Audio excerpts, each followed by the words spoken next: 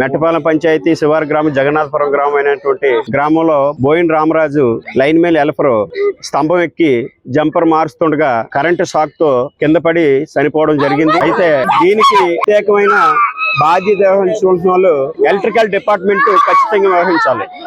Unauthorised గా work చేయించారు. Unauthorised గా వర్క్ చేయించి గత 3 రోజుల నుంచి కూడా మా విలేజ్ లో పవర్ కట్ అనేది జరుగుతుంది వర్షాల కారణాల వల్ల. అదే విధంగా ఏఈకి ఫోన్ చేస్తే ఫోన్ కూడా లిఫ్ట్ చేయలేదు. ఎలక్ట్రికల్ డిపార్ట్మెంట్ ఎవరో కూడా పట్టించుకోకుండా ఏదో ఒక హెల్పర్ ని ఇచ్చి సుమారు 700 సర్వీసులు ఉన్నటువంటి విలేజ్ కి ఒక హెల్పర్ తో వర్క్ చేస్తున్నటువంటి ఎలక్ట్రికల్ డిపార్ట్మెంట్ ని మరి ఏమనాలో అర్థం కాదు. ఒక వ్యక్తిని పొట్టను పెట్టుకున్నారు. ఆ కుటుంబం చాలా పేద కుటుంబం. ఆ కుటుంబం అంతా కూడా రోడ్డును పడిపోయింది.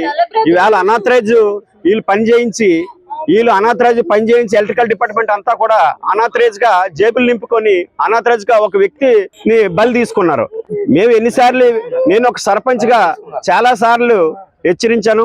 జనరల్ బాడీ మీటింగ్ లో కూడా ఏఈ గారిని హెచ్చరించడం జరిగింది. కానీ ఎటువంటి యాక్షన్ కూడా తీసుకోకుండా ఒక హెల్పర్ కి కనీసం వాడికి హెల్ప్ చేయడానికి ఎటువంటి ఒక మనిషిని కూడా ఇవ్వకుండా ఒక 700 సర్వీసులు, అదే విధంగా దాంతో పాటు ఏజీఎల్ సర్వీసులు కూడా ఉన్నాయి. ఏజీఎల్ కి మొత్తం అంతటి కూడా 2 గ్రామాలకి కూడా ఈ బోయిన్ రామరాజు అనే వ్యక్తిని ఒక హెల్పర్ ని అనుభవమైనటువంటి ఒక హెల్పర్ ని ఇచ్చి పని చేయించడం వల్ల ఎలక్ట్రికల్ డిపార్ట్మెంట్ చేసిన తప్పు వల్ల ఈ వ్యక్తి చనిపోవడం జరిగింది. దీనికి పూర్తి బాధ్యత, ఆ కుటుంబానికి పూర్తి బాధ్యత మన ఎలక్ట్రికల్ డిపార్ట్మెంట్ వారు వహించాలనేసి నేను భావిస్తున్నాను.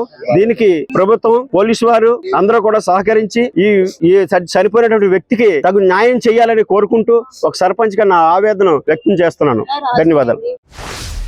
వద్దు మాయా, మనం ఎలా బ్రతుకుతామయ్యా, మనకు మంచి రోజులు వస్తాయి. నా ఉద్యోగం పర్మనెంట్ అయితే మళ్ళీ తిరిగి లేకుండా ఉంటది. కష్టపడినందుకు ఫలితం దక్కుతుంది. భారతీయ బాధపడక రాత్రులు అర్ధరాత్రి 1 గంట అయిన తప్పులు, 12 అయిన తప్పులు, మధ్యాహ్నం తప్పులు, రాత్రి పగలు పనే పని కష్టం ఫలితం రాలేదు. ఎందుకు మాయా అందరూ చేసేడు వస్తుంది. మానేసి కూలి పనికి వెళ్ళిపోయి బతుకుతాం. తల్లి పిల్లలు ఆనందంగా ఉందామంటే మనకి మంచి రోజులు వస్తాయి.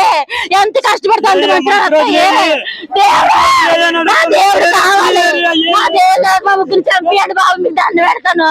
మేము బ్రతకలేము. నా భర్త లేకపోతే నేను బతకలేను. మాకు బతకడం రాదు. మా పరిస్థితి ఏంటి? ఉద్యోగం ఏమి ఇచ్చారు? ఏటి పరిస్థితి తెల్లారేసరిగా డ్యూటీ ఎవరు చెప్పారు? ఎవరు ఆదేశించారు? 24 గంటల డ్యూటీ. రాత్రి అయితే రాత్రి, పగలైతే పగలు. అందరికి భయపడి పనిచేయడం. ఏటి పిల్లల పరిస్థితి ఏంటి? ఏం చేయాలి? న్యాయం చేయాలి. ఎవరు? ఎవరు? ఏ డిపార్ట్మెంట్? ఎలక్ట్రికల్ డిపార్ట్మెంట్ ఏది? ఏపీడీ ఎలా? ఈపీడీసీ ఎలా? ఎవరు చేసే పని వాళ్ళు చేయాలా? ఏది డిపార్ట్మెంట్ ఏది? మాకు తగు న్యాయం చేయాలి. మీరు అందులో లేదంటే లేదు. మా బాడీ తీసుకెళ్ళాలి. మేము ఆయనతో పాటు మేము ఇక్కడ చచ్చిపోతాం. మేము గత 35 సంవత్సరాల నుంచి ఈ సంస్థని నమ్ముకొని పనిచేస్తున్నాం. విధి నిర్వహణలో ఎంతో మంది వేళకి 35-40 మంది చనిపోవడం జరిగింది. అప్పుడు ఆర్ఐసిఎస్ ఉంటున్నప్పుడు మాత్రం మాకు ఎంతో కొంత కాంపన్సేషన్ గానీ, లేకపోతే చనిపోయిన ఇంటికి ఏదో కార్యనిర్వాహకుల్లో ఉద్యోగం గానీ కల్పించేవారు. గత ఈ 2 సంవత్సరాల నుంచి ఈపీడీసీఎల్ టేక్ ఓవర్ చేసుకుని కాంచి ఇప్పుడు ఈయన 12వ వ్యక్తి చనిపోవడంతో ఇప్పటి వరకు చనిపోయిన 12 మందికి ఎవరికి ఉద్యోగం గానీ, కాంపన్సేషన్ గానీ ఇవ్వడం జరగట్లేదు. దయచేసి ఒక ప్రైవేట్ కంపెనీలో కూడా పనిచేసి చచ్చిపోతే ₹1 కాంపన్సేషన్ ఇస్తుంది. కానీ ఇక్కడ మా డిపార్ట్మెంట్ లో మేము పని చేస్తున్నాం, గొడ్లలాగా కుక్కల్లా పని చేస్తున్నాం. కానీ మాకు ఏ విధమైన లబ్ధి కూడా చేకూర్చట్లేదు. దీని మీద మీ మీడియా సంస్థలన్నీ స్పందించి మాకు డిఈ గారు గానీ, ఇక్కడ ఉన్న ఎండి గారు గానీ మాకు ఏదైనా చూపిస్తే గానీ ఈ రోజు నుంచి మేము వర్క్ వాకౌట్ చేస్తూ కూర్చుంటాం. దాని మీద ఆ సబ్జెక్ట్ మీద ఉంటాం.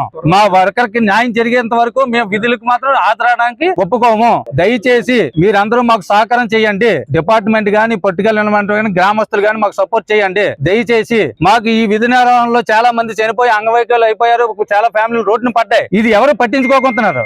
మేము ఇన్ని సంవత్సరాల నుంచి అడిగినా సరే కనీసం ఎవరు ఏ విధమైన సహకారం కూడా మాకు చేయట్లేదు. దయచేసి మీరు అందరూ మాకు సపోర్ట్ చేయండి. మాతో పాటు వర్క్ చేస్తున్న మా సోదరుడు రామరాజ్ చనిపోవడం ఎంతో బాధాకరంగా ఉంది. యాక్చువల్గా ఇది ఎలా జరిగింది అనేది ప్రాథమిక విచారణ కోసం మా ఏడీ గారు, పి గారు వాళ్ళందరూ కోర్టుకి వెళ్ళారు. విచారణ జరుగుతుంది. దాన్ని రిపోర్ట్ తీసుకొని మా సోదరుడికి న్యాయం జరిగే విధంగానే మేము చర్యలు తీసుకుని పైన ఉన్న అధికారులకు మేము తెలియజేసి ఎట్టి పరిస్థితుల్లో మా వాడికి న్యాయం జరిగేలాగా నేను చూసుకుంటాను. నాకు తెలిసి నేను ఇక్కడ 5 years నుంచి చేస్తున్నాను సార్.